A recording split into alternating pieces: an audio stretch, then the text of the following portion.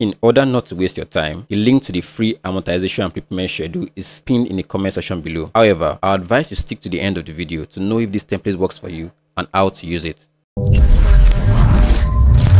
You're watching Atrail.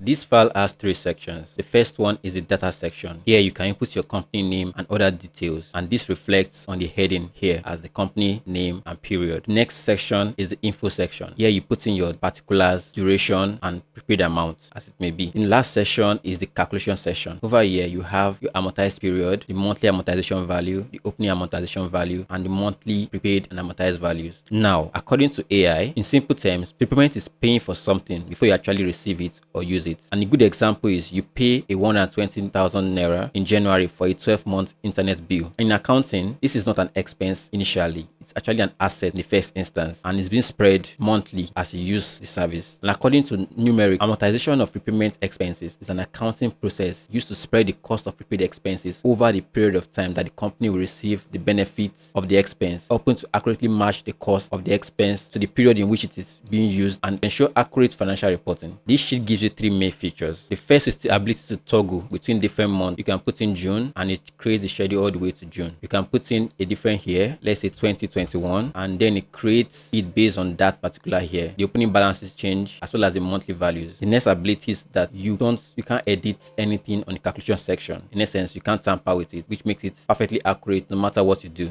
And the last feature is the headline changes as the period changes and as they change the company name. So it makes it accurate, good for your audits. Basically, you just need only one schedule for everything you do.